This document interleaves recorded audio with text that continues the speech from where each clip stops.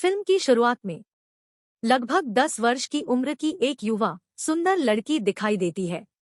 उसका नाम सोफी है और वह एक अनाथालय में रहती थी क्योंकि उसके माता पिता दोनों का निधन हो चुका था। सोफी नींद की बीमारी से जूझती थी और अक्सर रात में जागती थी। परिणामस्वरूप वह अक्सर रात के समय अनाथालय में भटकती रहती थी क्योंकि उसे रात भर नींद न आने की बीमारी थी। बाकी बच्चों की तरह उसे भी एक डर था। एक बूढ़ा आदमी है जो अंधेरे में दिखाई देता है और वह बच्चों का अपहरण कर लेता है। इसके बाद वह इन बच्चों को मारकर खा जाता है।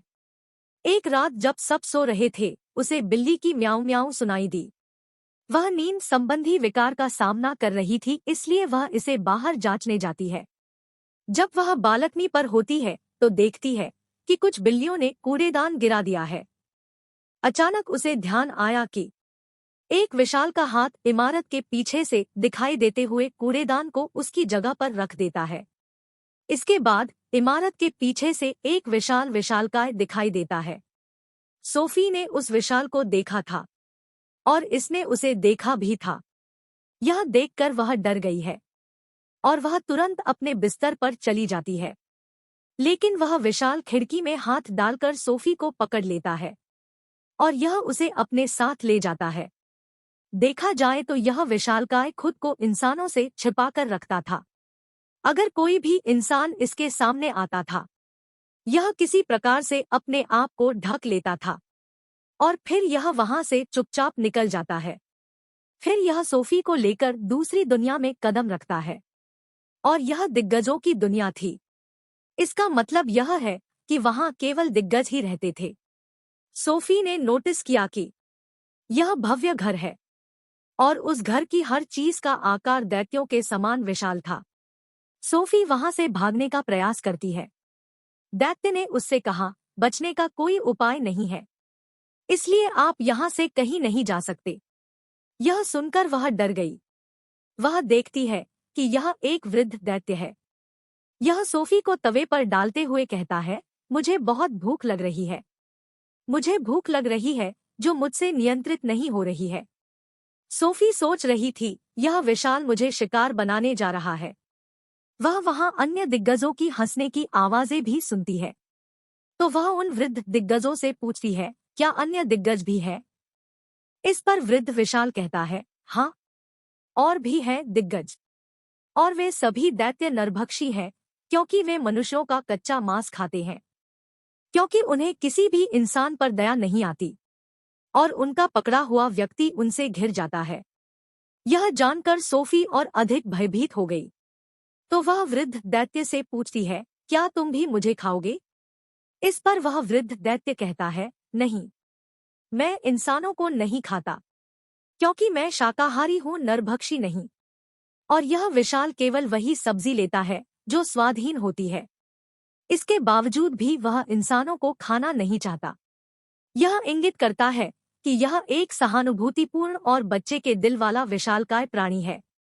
वह वृद्ध दैत्य से पूछती है, यदि तुम मनुष्यों को नहीं खाते हो तो मुझे यहाँ क्यों लाए हो? वृद्ध दैत्य कहता है कि तुमने मुझे देखा था। आप वहाँ किसी को मेरे बारे में बता सकते हैं और ऐसे में मेरी जान को खतरा हो सकता है। हमारे बारे में जानकर इंसान यहाँ तक पहुँच जाता है और उन्होंने अन्य दिग्गजों को भी समाप्त कर दिया और यही कारण है कि मुझे तुम्हें यहाँ लाना पड़ा। अब तुम अपने जीवन का पूरा समय मेरे साथ यही बिताओगे। इस पर सोफी कहती है, नहीं, मैं भाग जाऊंगा। वृद्ध विशाल कहता है, नहीं, भागने का जोखिम कभी न उठाएं, नहीं तो बाहर जो दिग्गज हैं उन्हें तुम पर दया नहीं आएगी। यह कहते हुए वह वृद्ध विशाल सोफी को एक बोर्ड पर रखता है और उससे कहता है, कुछ देर आराम कर ले। लेकिन सोफी नींद संबंधी विकारों से पीड़ित रहती थी। तभी उसने देखा कि विशाल अपने बैग से बड़ी बोतलें निकाल रहा है। उन बोतलों में कुछ ऐसा था जो चमक रहा था। वह दिग्गजों से पूछती है, इन बोतलों में क्या है? विशाल बताता है, इसमें सपने हैं। इस पर वह कहती है, ओह, फिर ये मेरे काम के नहीं, क्योंकि मैं सपने नहीं देखता और मैं कैसे सपना देख सकता हूँ? क्योंकि मैं नींद संबंधी विकार से पीड़ित हूँ। फिर वह दैत्य उस किताब को पढ़ने लगता है जो सोफी के पास थी। इस किताब में कई कहानियां लिखी हुई थी।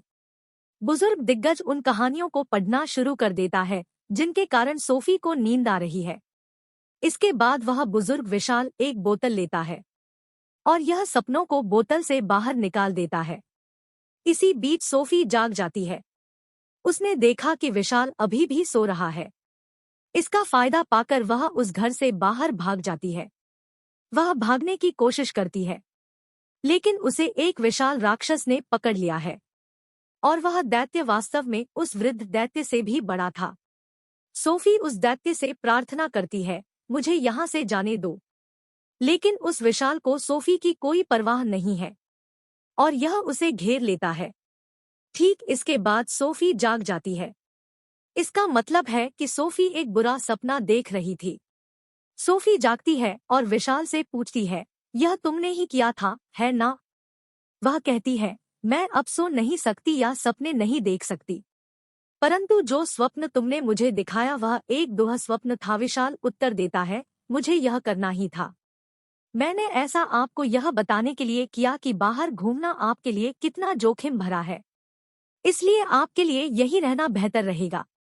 वृद्ध दैत्य सोफी को समझाते हुए कहते हैं, यहाँ प्रस्तुत दैत्य मुझसे आकार में बड़े हैं और मैं उन दिग्गजों के सामने तुच्छ हूँ, क्योंकि मैं छोटा भी हूँ और बूढ़ा भी हूँ। जब वे अभी भी एक दूसरे से बातचीत कर रहे थे तो एक विशाल राक्षस अंदर आता है और यह वास्तव में उस वृद्ध विशालकाय से भी बड़ा था। वह दैत्य आते समय वृद्ध दैत्य से पूछता है कि पिग्मी, आप किससे बात कर रहे थे? यहाँ सभी दिग्गज वृद्ध विशालकाय को पिग्मी कहकर बुलाते थे, क्योंकि यह आकार में बाकियों से सबसे छोटा था। वृद्ध विशाल ने उन्हें उत्तर दिया, नहीं, मैं किसी से बात नहीं कर रहा था। इसी बीच सोफी भी कहीं छुप जाती है। उस बड़े दानव का हाथ घायल हो गया था, इसलिए वह ड्रेसिंग के लिए वृद्ध व्यक्ति के पास आया था। नरभक्षी होने के कारण वह दैत्य उस घर में इंसान की गंध को महसूस कर लेता है, तो वह वहां रखी चीजों की जांच करना शुरू कर देता है। फिर सोफी उस सब्जी में चली जाती है जिसे बूढ़ा आदमी खाता था। उस सब्जी को सूंघकर उस विशाल को वहां इंसान होने का एहसास होता है।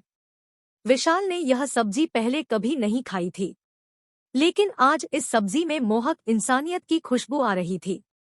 क्योंकि सोफी अंदर थी इसलिए विशाल ने उसे खाना शुरू कर दिया। यह देखकर बुजुर्ग विशाल चिल्लाया, रुको, तुम इसे नहीं ले सकते। क्या आप भूल गए कि आप सब्जियां नहीं लेते? इस पर वह दैत्य कहता है, आहा, मैं ये कैसे भूल जाता हूँ कि मैं सब्जियां नहीं लेता। तो यह सब्जी फेंक देता है और सोफी को बचा लिया जाता है। इसके बाद वह विशाल वहां से चला जाता है। तब उस वृद्ध विशाल को कहीं जाना पड़ा। सोफी उससे पूछती है, कहाँ जा रहे हो? इस पर बुजुर्ग आदमी कहता है, मैं एक जरूरी काम से जा रहा हूँ। वह पूछती है, वह कौन सा जरूरी काम है? लेकिन यह कुछ भी प्रकट नहीं करता, बल्कि सोफी के आग्रह पर यह प्रकट करता है कि मैं सपनों को कैद करने जा रहा हूँ। फिर सोफी जिद करती है, मुझे भी अपने साथ ले चलो। लेकिन वह उसे अपने साथ नहीं रखना चाहता था, क्योंकि अगर बाहर सोए हुए दिग्गज जाग गए और उसे देख लिया तो घातक परिणाम होंगे। इसलिए यह कोई खतरा मोल नहीं लेना चाहता था। लेकिन यह सोफी के अत्यधिक आग्रह पर उसे अपने साथ ले जाने को तैयार हो जाती है। बाहर आकर उन्होंने देखा कि वे दिग्गज गहरी नींद में सो रहे हैं, इसलिए वे उन्हें पार करना चाहते थे, लेकिन सभी दिग्गज एक ही समय में जागृत होते हैं और वे वृद्ध दैत्य को चिढ़ाने लगते हैं कि पिग्मी, आप कहाँ जा रहे हैं? इस पर लिखा है, मैं अपने काम पर जा रहा हूँ। वे दिग्गज उससे कहते हैं, हम नहीं चाहते कि तुम यहाँ से बाहर मनुष्यों की दुनिया में जाओ, क्योंकि अगर इंसानों को हमारे बारे में पता चला तो हमारी जान खतरे में पड़ जाएगी। सभी दिग्गजों ने वृद्ध दिग्गज को बहुत ज्यादा परेशान कर दिया। मौका पाकर सोफी एक गाड़ी में छिप जाती है।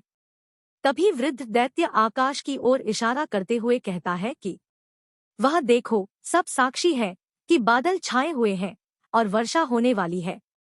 दरअसल सभी दिग्गज पानी से डरते थे, क्योंकि उन्हें पानी का अतार्किक डर था। फिर बारिश होने लगती है और सभी विशालकाय छिपकर वहां से चले गए। इसका फायदा उठाते हुए वृद्ध विशाल और सोफी दोनों वहां से चले जाते हैं। वे पहाड़ों पर चढ़ने लगते हैं। ऊपर चढ़ते हुए वे बादलों को पार करते हुए बहुत दूर तक चले जाते हैं। सोफी कहती है, यहाँ से देखने पर ये तारे आकर्षक लग रहे हैं। वृद्ध विशाल बताता है, मैं भी यहाँ उनकी लय देख सकता हूँ। यह इंगित करता है कि मैं ब्रह्मांड में हर चीज की आवाज सुन सकता हूँ। मैं चींटियों और कीड़ों को सुन सकता हूँ, यहाँ तक कि मैं पेड़ों की कहानियां भी सुन सकता हूँ। ब्रह्मांड की चीजों की आवाज सुनने के लिए मेरी सुनने की क्षमता इतनी तेज है। यह सुनकर सोफी कहती है, मुझे आपकी बताई कहानियों पर विश्वास नहीं हो रहा है। वृद्ध दैत्य कहते हैं, यह सत्य है मेरी बेटी, तुम्हें इस पर विश्वास करना होगा। बाद में वे एक झील पर पहुंचते हैं। उसके पास ही एक ऊंचा और समृद्ध वृक्ष था। वृद्ध विशाल पानी में कूद जाता है और सोफी भी उसके साथ कूद जाती है। फिर दोनों झील के विपरीत किनारे पर पहुंचते हैं और यह सपनों की दुनिया है, क्योंकि सपने उस पेड़ से बूंदों की तरह गिरते हैं और वृद्ध दैत्य उन्हें पकड़ने के लिए ही यहाँ आता है। फिर दोनों मिलकर कई सपने संजोते हैं। इनमें अच्छे और बुरे दोनों तरह के सपने शामिल थे। इन सपनों को कैद करके वे वापस चलने लगते हैं। अब उनमें गहरी दोस्ती हो गई थी। वे एक दूसरे से संतुष्ट थे। वृद्ध विशाल उसे इसकी मार्मिक कहानी भी बताता है। यहाँ सभी दिग्गज मुझे पिग्मी कहते हैं, लेकिन कुछ सोचकर खुश होती है। मैं किसी ऐसे व्यक्ति से भी मिला हूँ जो मुझे द बिग फ्रेंडली जाइंट कहता था। यह सुनकर सोफी कहती है, अब से मैं तुम्हें द बिग फ्रेंडली जायंट भी कहूंगी। वे सपनों को पकड़ने के बाद शहर में घूमते हैं, जहां बच्चे अपने अपने घरों में सो रहे हैं और द बिग फ्रेंडली जाइंट उन्हें नींद के दौरान बहुत अच्छे सपनों का पुरस्कार देता है, जिससे लोगों को सपने में सुख मिल सके। यहाँ यह ज्ञात है कि द बिग फ्रेंडली जाइंट कोमल हृदय वाला दानव है, जो सपनों की दुनिया से निकालकर लोगों को सपनों का पुरस्कार देता है। तो ये उनके जीवन में आनंद ला सकते हैं, चाहे उनकी नींद के दौरान ही क्यों न हो। सोफी पूछती है, क्या तुम्हें सपनों के बारे में तुम्हारे माता पिता ने बताया था? इस पर द बिग फ्रेंडली जाइंट बताता है, जाइंट्स के कोई माता पिता नहीं है। फिर वह द बिग फ्रेंडली जाइंट की उम्र पूछती है, आपकी आयु कितनी है? द बिग फ्रेंडली जाइंट बताता है कि मेरी उम्र इस ब्रह्मांड की उम्र के बराबर है। इसका मतलब यह है कि इस ब्रह्मांड की रचना के साथ ही दिग्गजों ने भी रचना की थी, लेकिन वे इस ब्रह्मांड में दीवारों के पीछे रहते हैं, खुद को इंसानों से छिपाते हैं। फिर वे लौटने लगते हैं। अचानक सोफी पूछती है, मेरा कंबल कहाँ है? दरअसल सोफी का कंबल जायंट्स वर्ल्ड में छूट गया था और द बिग फ्रेंडली जाइंट इस बात से चिंतित हो जाता है। तो यह सोफी से कहता है, मैं तुम्हें अब वापस नहीं ला सकता, क्योंकि उन दिग्गजों को अब तक पता चल चुका था कि कोई इंसान भी मेरे साथ है। और यहाँ द बिग फ्रेंडली जाइंट ने सोफी को एक तथ्य बताया, मुझे कई साल पहले एक बच्चा मिला था। वह तुम्हारी तरह ही मासूम और सुंदर था और उसने भी मुझे तुम्हारी तरह देखा था। इसलिए मैं उस बच्चे को दिग्गजों की दुनिया में ले आया और उसी बच्चे ने मुझे पढ़ना सिखाया। और तुम्हारी पहनी हुई जैकेट उस मेरे मासूम छोटे दोस्त की है, लेकिन उस बच्चे को उसकी दुनिया में लाने से पहले बहुत देर हो चुकी थी और मैं तुम्हें वही परिणाम भुगतते हुए नहीं देखना चाहता जो मेरे निर्दोष मित्र को भुगतना पड़ा, क्योंकि अब तुम भी मेरे दोस्त हो। फिर वह सोफी को वहीं छोड़कर जाने का फैसला करता है। वहीं सोफी इसे यहाँ रुकने से मना करती है और वह साथ चलने की जिद करती है। इस समय वह दिग्गज उससे सहमत नहीं है। फिर द बिग फ्रेंडली जाइंट उसे अनाथालय में छोड़कर जाने लगता है। सोफी वहां रुकना नहीं चाहती थी, इसलिए वह बालकनी से कूद गई, क्योंकि वह जानती थी कि उसे द बिग फ्रेंडली जाइंट द्वारा सुरक्षित किया जाएगा। और वैसा ही होता है, द बिग फ्रेंडली जाइंट उसे बचाता है। इसलिए इसे न चाहते हुए भी सोफी से सहमत होना पड़ता है। तो यह उसे फिर से दिग्गजों की दुनिया में ले आता है। जहां बाकी दिग्गज पहले से ही उनका इंतजार कर रहे थे, क्योंकि सभी दिग्गजों को यह पता चल गया था कि वृद्ध राक्षस के पास कोई इंसान भी है। तो सभी दिग्गज यह जानने को उत्सुक थे कि आखिर वह इंसान कौन है, वह इंसान कहाँ है। इसलिए उन्हें कंबल की गंध सूंघते हुए द बिग फ्रेंडली जाइंट के घर का पता चला और घर के सामान में टूट फूट लाते हैं। लेकिन द बिग फ्रेंडली जाइंट उस कंबल को जला देता है जिसमें सोफी की गंध आती है। फिर यह सभी दिग्गजों को अपना घर छोड़ने के लिए कहता है। सोफी की नजर दीवार पर लटकी हुई तस्वीर पर पड़ी। यह एक रानी की तस्वीर थी। सोफी उस तस्वीर को देखकर एक योजना पर काम करती है। वह बिग फ्रेंडली जाइंट से रानी के लिए एक सपना बुनने के लिए कहती है और उस सपने में उजागर करे कि एक ही ब्रह्मांड में दिग्गजों की दुनिया है और वे दैत्य बहुत खतरनाक होते हैं जो सभी बच्चों को खा जाते हैं, जिससे उनकी मृत्यु हो जाती है। और आप हम दोनों को उस सपने में भी ला सकते हैं। इसलिए अगर हम उनके सामने जाएं तो रानी हमें पहचान सकती है। यह सुनकर द बिग फ्रेंडली जाइंट भी वैसा ही करता है और वह दिग्गजों की दुनिया में रहने वाले सभी दिग्गजों का एक सपना बनाता है और इस सपने में वह खुद और सोफी को भी शामिल करता है और इसमें शहर के अन्य लापता बच्चे भी शामिल हैं। फिर वे रानी के महल के पास चले जाते हैं और वे सपनों को सोई हुई रानी में स्थानांतरित कर देते हैं और रानी वही सपना देखती है जो वे उसे दिखाना चाहते थे।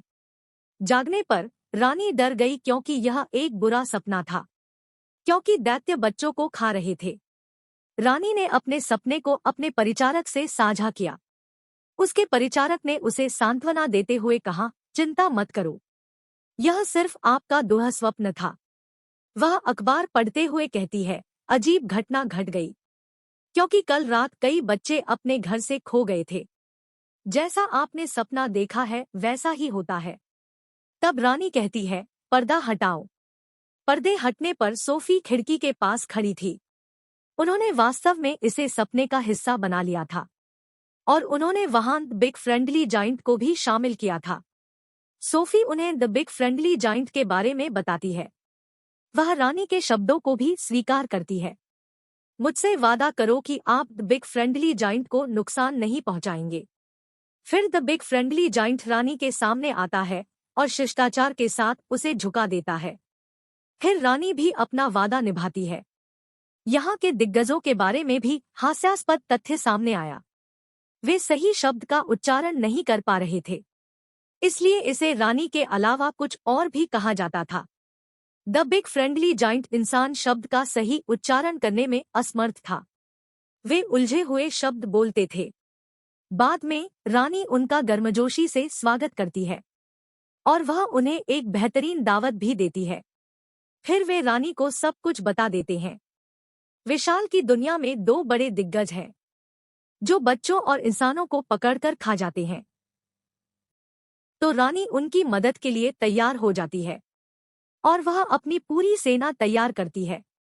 द बिग फ्रेंडली जाइंट की मदद से वे हेलीकॉप्टरों में बैठकर विशाल दुनिया में चले जाते हैं।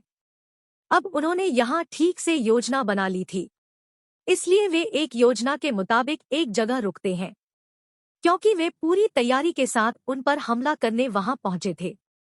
योजना में शामिल था कि द बिग फ्रेंडली जाइंट एक सपना रचेगा और द बिग फ्रेंडली जाइंट इन सपनों में पश्चाताप और अपराधबोध को शामिल करेगा उनके द्वारा किए गए बुरे कर्मों के लिए। और द बिग फ्रेंडली जाइंट भी ऐसा सपना रचता है के रूप में बड़े मित्रवतौर वे सब दिग्गजों को पकड़कर अपने साथ ले जाते हैं और उन्हें समुद्र के बीच एक द्वीप पर छोड़ दिया जाता है। अब उनके आसपास पानी था और वे पानी से डरते थे, इसलिए वे वहां से भाग नहीं सके। इसलिए वे जीवन भर के लिए यहाँ फंस गए हैं। रानी उन दानवों के लिए खाद्य सामग्री के बीज वहां फेंकती है, तो ये दिग्गज उन बीजों का उपयोग करके सब्जियां उगा सकते हैं और वे जीवन भर उस सब्जी को खाते हैं। अब उन दिग्गजों को ये सब्जी नापसंद थी, लेकिन उन्हें इसे बेमन से खाना पड़ा और उन्हें हमेशा के लिए इस द्वीप पर रहकर यह सब्जी खानी होगी। इसके बाद सोफी को दिखाया जाता है, जो अनाथालय में नहीं रहती है, लेकिन वह रानी के महल में रहती है। सोफी यहाँ बहुत प्रसन्न है और वह किसी भी समय द बिग फ्रेंडली जाइंट से भी संपर्क कर सकती है, क्योंकि द बिग फ्रेंडली जाइंट ने बताया था कि वह इस ब्रह्मांड की हर ध्वनि को सुन सकता है।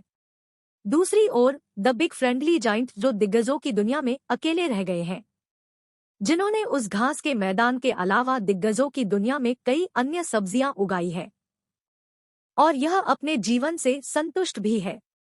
सोफी रोज खिड़की पर आती है और बीएफजी को गुड मॉर्निंग कहती है।